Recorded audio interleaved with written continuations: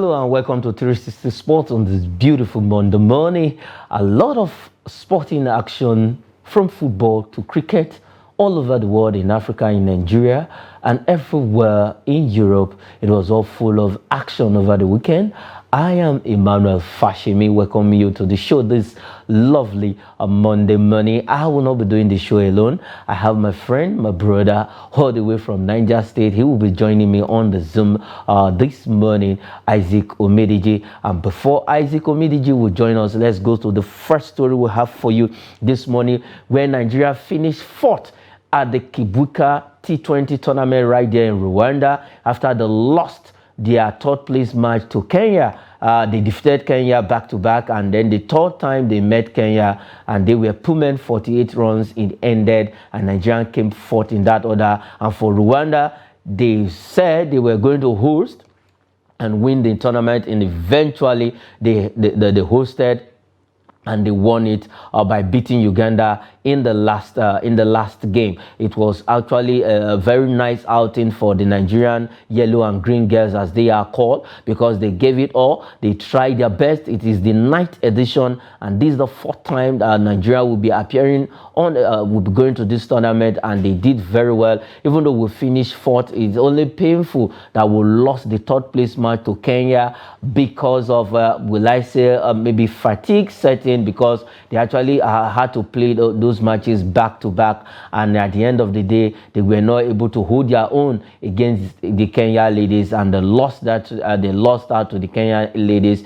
by 48 runs as it stands. And Nigeria coming fourth, Rwanda winning, Uganda second, and Kenya third, Nigeria fourth, and the other country, Botswana, who are the whipping guests of the tournament, occupying the last position. Good one for the girls, good outing. These are all preparation for our girls to actually put themselves in order for other upcoming tournaments. They actually won the Lagos Invitational, the Nigerian Invitational tournament just a few months back right there in Lagos, before they had 1 month of preparation for this tournament. So it's not a bad outing, it's not a bad one for our yellow and green girls, and big yellow and green girls, because of the way cricket is actually moving in Nigeria over the weekend.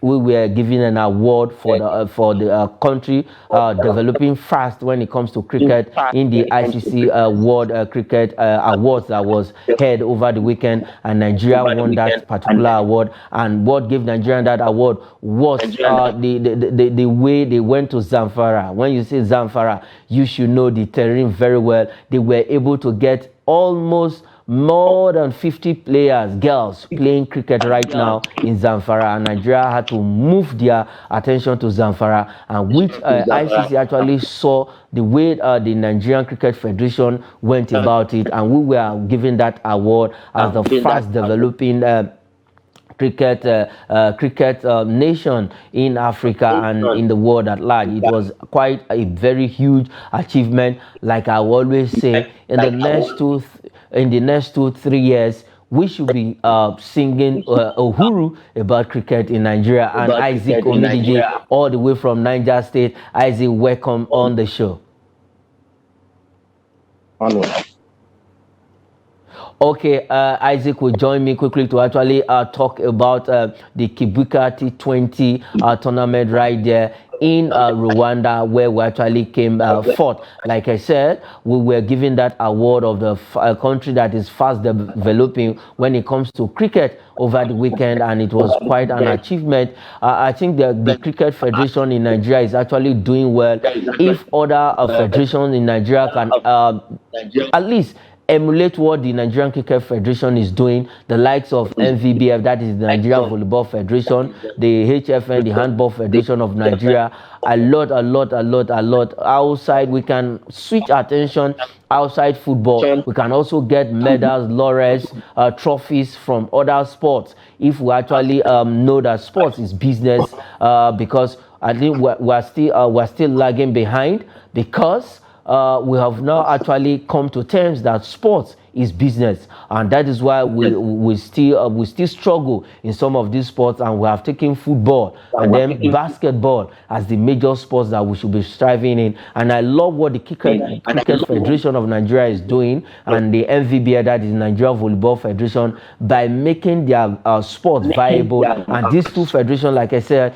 they turn out sporting activities, events monthly. They have events monthly, weekly. A lot of events is going down. And after these guys are coming back from the Kwibuka tournament right there in Rwanda, I can bet you they are also going for another tournament. Also, the yellow and green boys are also preparing. We hosted the ICC World Youth Tournament, where we actually lost the final, but it's a good one that this federation, the NCF, Nigeria Cricket Federation, is actually doing well. It's trying to make cricket a sport that is contesting side by side with football, with a lot of program. There was a time they launched what is called the street cricket. 1,000 cricketers to be gotten from the street, and they I think they are in the southeast region. They will move to the north side very soon, where you will see everybody will be playing cricket on the street, and it's actually an interesting sport. I remember my days in secondary school. I used to have a classmate that played cricket so well, but because there was no push-up, there was no encouragement. Right now, I don't think that young man even know anything about cricket anymore. But these are some of I think if we can have a developmental program, catch them young, from the grassroots, we can do well in any other sports, because Nigeria is full of talent. We have talents everywhere. It's just for us to harness them, identify them, expose them, give them the right exposure, the right training, give them better facilities.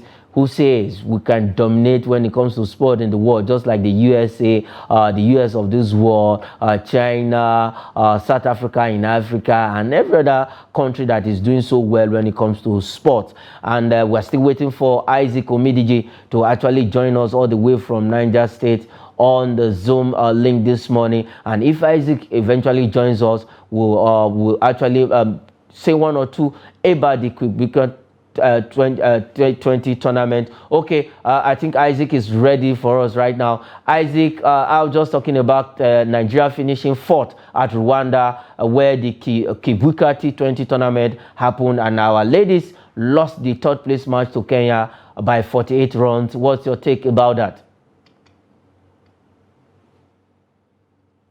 Okay, once he joins up, we are going to get his own thought and his own feelings about Nigerian performance. Let's go to the next story, where it was actually a shamble. In fact, they struggled to actually win that game last night. That was for the Super Eagles. 3-2 ended against the Sierra Leoneans. They have their noses come Cote d'Ivoire 2024, that is 2023 Nations Cup. It was pushed by a year to next year, and it will be happening there in Cote d'Ivoire. Nigeria Super Eagles qualify for AFCON 2023, where they beat Sierra Leone. The Sierra Leone Stars 3-2 ended. Iheanacho at that last 90 plus, getting that third goal for the Super Eagles, and it was not a performance that everybody was actually expecting from the Super Eagles. But the man of the moment, Victor Osimhen, getting the brace in the 19th minute. And then the second goal before the end of first half, we were 2-goal up. And for the Sierra Leoneans, they got 1 goal back in the second half, and they pushed up to get the equalizer, and that was how it is. If not that, we actually had to dig deep, and then the boys had to talk to themselves. We got that third goal through Kelechi Iheanacho, and it was a nice pass from Zaidu Sanusi. I can tell you, a lot of Nigerians are not happy with the performance of the boys. It was not what we actually wanted. Nigeria should have, because if you meet a better nation and you are 2 goals up, you come back to concede two replied goals, that's to tell you you might lose the game. We might not be so lucky. But overall, at the end, we got all the 3 points at stake, 12 points on the table right now. two ahead of Guinea-Bissau, who are second on the table. And I can tell you, for the Super Eagles, it was not actually the kind of performance, the kind of play, the kind of style, the kind of tactics we want Jose Pizarro to play with our team. He opted for a 4-3-3 formation. We can say it really paid off by getting those 3 goals. But we know Nigerian, with their style of football, we always play in the national team 4-4-2 formation, but Jose Pizarro decided to go for the 4-3-3 formation. That's a pure attacking team, and we got 2 goals early enough through Victor Osimhen, the man of the moment, the man who we are actually envisaging to win the African Footballer of the Year. Yes, I think he stands a chance to win it if CAF deem it fit, and every other person that is going to vote, because it's going to be by voting. We cannot give him with our mouth, but I think he stands a better chance of winning the African Footballer of the Year. Okay, we have Isaac Omideji all the way from Niger State. Quickly, I'm on the second story where the Super Eagles actually had to dig deep to win that game against the Leon Stars of Sierra Leone right there in Monrovia last night. Isaac. Good morning, Manuel, and thank you for the opportunity again. All right. I apologize for not joining you on time. The network has been very unstable here. Okay. I have to switch to another service provider. However, I had to talk about the Quebec tournament, and I just want to comment something very fast on that. You see, we should encourage these women. Yeah. They have done well. Yes, it's a 5-team tournament taken fourth after losing the third match to Kenya by 8 runs. Yes, that might not be a good one, but the fact that they have participated in such invitational tournament should open doors for more invitational tournaments for them to be able to at least improve on their skills and get the right thing done. So, talking about the Super Eagles of Nigeria, it was shameful, if you ask me. Yes, a victory is a victory, but when last did we play well to earn a victory? That is the question you should ask. And it's like we didn't learn a lot. Actually, the last time we played Sierra Leone, where we were leading by 4 goals, and they pecked us back to 4-4. Similar to almost happened yesterday. We were up by 2 goals to nothing, and before you know it was 2-2. And if not for the initiative of Seydou Sanusi, who also was not too good in that particular game, we wouldn't have won that particular match. And kudos to the goalkeeper. Remember, after it was 2-2, he made 2 wonderful saves that would have given 2 goals lead to the Sierra Leoneans. So, if you at the point I was asking, what pattern are we actually playing? Joe Aribo was non-existent in that particular game. Samuel Chukwueze was very poor. Moses Simon was nowhere to be found. Kenneth Omero was not stable in the defense. There is no question at all. But kudos to Victor Osimhen. You need to see the passion in this guy. He wants to excel. He wants the national team to excel. So, yesterday, I think the only good thing I saw was Victor Osimhen again and the goalkeeper, Adebayo Adeleye, who again has proven that, yes, those who are making calls for his invitation to the national team are not wrong after all. I think what he needed to do now is just to control and have good kicks out of the tier box. That has been his major problem. That was what I noticed to be his major problem yesterday. But overall, I think Jose Pizarro needs to draw a pattern for this team. And again, trust Nigerians will be calling for the sack of Jose Pizarro and to bring back a Nigerian coach. I am not saying Jose Pizarro should not be sacked, but it has been, when we have a black coach, if he fails, go for a foreign coach. When you have a foreign coach, if he fails, go for a black coach. How long are we going to continue this dilly-dallying? The fact is, if we are going for a home-based coach, we should go for a coach who knows his onions. If you are going for a foreign coach, we should go for a coach who is not grade F. I would not even rank Jose Pizarro grade F. We have grade A coaches, grade B coaches, grade C coaches, D, E, and F. We should not go to coaches who don't even know what to. See, a real European coach, a real foreign coach would not take any nonsense from the federation to be even selecting players for him. A real European coach is not a coach who will hold match monthly salaries and it will be okay. So like I said, there is something wrong somewhere between the NFF and the coach itself. So, but overall, yesterday's performance, good that we won, but poor performance because for a long time we'll be playing poorly. Okay, let me quickly ask you this before I will talk about Jose Pizarro. Now, let's go to the goalkeeping department. That has been a problem for the Super Eagles and even Jose Pizarro himself. Now, we know because Uzoho would have been there if not for suspension. Now, let's be sincere to ourselves. Should Uzoho come back to the team? Okay, let's say Uzoho will be there in the next game. Should he man the post, or we should continue with Adeleye and the other two home-based goalkeeper that we have in the Super Eagles right now? Uzoma should be recalled, but not to the post. Let Adeleye continue because we've seen enough of Uzoma. Let us also see more of Adeleye. We shouldn't just give him a game to start and we judge him and put him on the bench. No, we've seen everything Uzoma can offer. There is nobody who has followed the Super Eagles that will not tell you that he doesn't know what Uzoma can offer and what he cannot offer.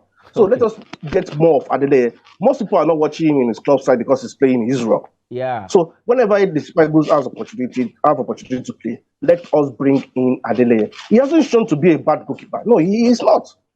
The two goals he considered yesterday were not his fault. And he made some wonderful saves. So apart from the fact that he's kicked from the goalpost into the feet proper was poor, there was nothing he did wrong yesterday. Okay. Now, for Jose Pizarro, he has been talking tough. I know he has been given the task to win the Nations Cup. Now, let's look at his tactical prowess. Can Jose Pizarro actually bring us this fortune? Last time out, we won the Nations Cup was in 2013. Can he win us the Nations Cup with his tactical prowess, with what you have seen from him? Because a lot of persons have been saying that Super Eagles don't have any pattern of play. They just do what we call in our local parlance, kick and follow. Does he have that tactical prowess to actually give us the Nations Cup? If you have seen any tactical prowess at all from him, I haven't seen anything. I have not seen him infecting changes in a game.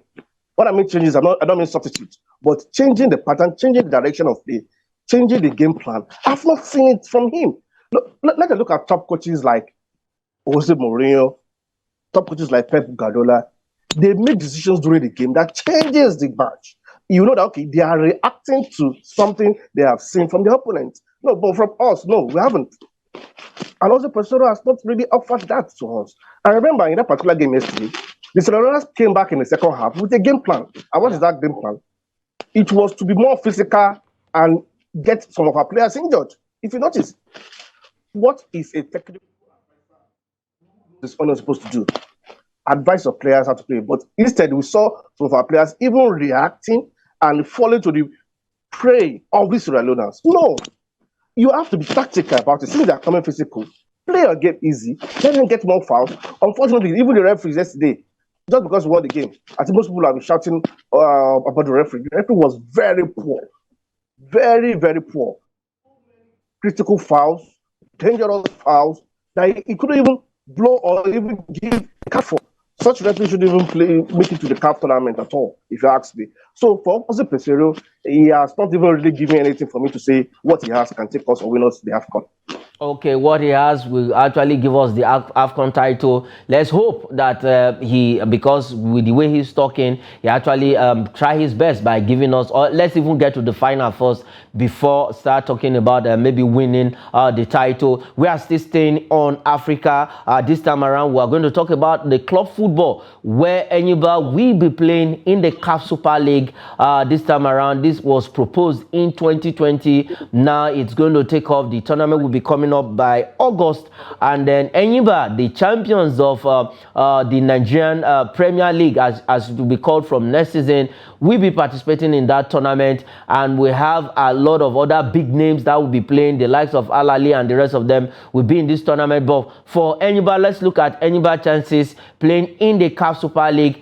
FIFA actually proposed this tournament for Africa. They said it's going to help us to develop our football in Africa, and a lot of money. The winner goes home with about, I think, $110 million thereabout, and then other teams that will participate will get some amount of money that has been accorded to each team that will be playing in the Super League. But let's look at Enyimba's chances of playing in the CAF Super League. How do you see Enyimba's chances playing in the CAF Super League? Apart from the fact that we have a Nigeria representatives probably participating or appearing, give them an appearance fee, I don't see Enyimba going far. If you look at the Enyimba we have today and compare to the Enyimba we in the early 2000s, they are miles apart. Miles apart. Then we have an Enyimba team that is capable of even representing the Super Eagles of Nigeria. Well, now, if judging by what we've seen last season, especially in the Super Six, when we talked about the Super Six last week, Emmanuel, if you remember, Yeah. we didn't state the fact that the quality of play generally was poor. There was nothing inspirational about the Super Six when it comes to quality of play. We play football that was not inspiring, football that was not creative, football that as if coaches were not there or players were players that are just picked from nowhere and they are strangers and we ask them to play. There was nothing creative or impressive about the quality of play. And now, is that the kind of game we play on the continent? Following the continental games, both Confederations Cup as well as the CAF Champions League, and you see the quality of play. Even from clubs from Tanzania. Don't forget, we are in the same pot with TP Mazembe, Simba of Tanzania. I think one other club. We are four in that same pot. And I look at that. Yes, I look at that particular pot, and if this is going to be a group, we can't beat Simba, which on paper probably looks like the weakest. I don't forget that Simba went almost all the way this last CAF Confederations Cup. So, when last did our club side do well on the continent? That is the question. The quality of players in Enyimba now cannot succeed on the continent. Even this kind of game we'll be playing, they probably will be beating clubs from Benin Republic and Togo, and probably Chad, but not countries who are business oriented. And again, yes, a lot of money, 100 million pounds for the winners. But the question is it not too expensive for club size like Enyimba? Because about 27 games will play in the group stage. So is it not going to be expensive for them to be moving around? Sponsored by the state government. We are in Nigeria where state governments are complaining. Even the federal government is complaining of big cash trap. So would this not be too expensive? They just want 100 billion naira from the MPFL Super Six Championship. That alone will not be enough to prosecute. We know how expensive flying around and booking hotels and what all that things is on the continent. So, but it's a good one that we have a club, but they must do well. Because if they don't do well, remember this Super CAF competition is going to be on promotion and relegation basis. Yeah. So if they don't do well, they will go on relegation. Okay, if they don't do well, they will go on relegation. A lot of money is in the CAF Super League, and every team that will be participating will be getting some money for themselves. But a lot of logistics that is involved, movement, travels, and the rest of them, you need money to do all of these. And we know how we're struggling in this country. And for Enyimba, it's been sponsored by the state government. Let's see if they are going to utilize the money they will get from participation, and let's see how far they can actually go. We just wish them well. We pray they do well in the CAF Super League. Let them even get to the final. Even though they don't win it, a lot of money will come to the team and probably come to Nigeria also. Okay, let's move away from that story and head straight to Europe, where Spain defeated Croatia 5-4 on penalties. It ended. This man from Real Madrid, Carvajal, was instrumental to Spain winning this tournament, and it was actually a big one. Before this game, Italy actually beat Netherlands 3-2. It ended before the finals, and Spain actually showed class against the Croatian. It ended straight to penalties after there was no goal in the regulation time, and they had to settle it on penalty shootout. But it was the Spanish team that had the last laugh by winning 5-4 on penalty. Look at the man on your screen. Carvajal was actually instrumental to Spain lifting the trophy. Spain winning the UEFA Nations League. Isaac Omidiji. Wonderful players who have scored that same pattern of penalty kicks. However, I think I saw a Croatia team that was so determined, very stubborn, very compact, and a Luka Modric who doesn't want to get old. And if not, also give everything. They gave everything in that particular game. Yeah. They will have even won it probably during the regulation time. But for the heroics of the goalkeeper and some of the defenders, as well as some players, what was his name, coming to even defend Ansu Fati's goal bound kick that was going to the net towards the end of the game. That's Perisic, yes, I remember now. Perisic saved a very wonderful football game from Ansu Fati in that particular game. But it's a good display of football. You will enjoy that game. There's no way you will watch it and you will not enjoy it. Fantastic. So it was very fantastic. So many changes were made by the Spanish coach. He's not a coach that most people even know about, or most people even respected. But he has won the title. Remember, we've always described Spain as that country that parades good players, yet they hardly win titles. At least they've won this one. And kudos to them. And from Croatia, I think it's just one more step to go, and they'll be winning a major international title. Yeah, I actually feel for Croatia after they did well in Russia 2018 and in Qatar 2022. This time around, at least they would have gotten a gold medal on their neck. But I think that the Spanish have to come up with their A game, and it was a sweet victory for the Spanish team. And quickly before we go, let's go straight to the last story where Max Verstappen wins the Canadian Grand Prix. Max Verstappen actually equaled Ayrton Senna's career total win of 41 victories with a dominant win at the Canadian Grand Prix. And for Aston Martin's Fernando Alonso coming second, and Lewis Hamilton coming third in that race. Quickly, Isaac Omidije in just 2 seconds.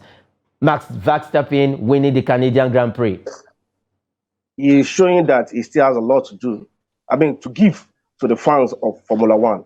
And for Lewis Hamilton, I think he's gradually showing that he cannot match up with this young man. Yes, this young man has not gotten to the level of Lewis Hamilton, but with what he's doing, he might get there and even surpasses what Lewis Hamilton has achieved. A great one. Remember in the practice game, it was Lewis Hamilton leading, especially on Friday. Yeah. But when the main race took place, stopping again, showed class. All right, showed class. Congratulations to Max Verstappen. That is where we draw the curtain on the show this morning. Isaac Omidije, thanks for coming on the show. The pleasure, Emmanuel. All right. I am Emmanuel Fashemi. Thanks for watching.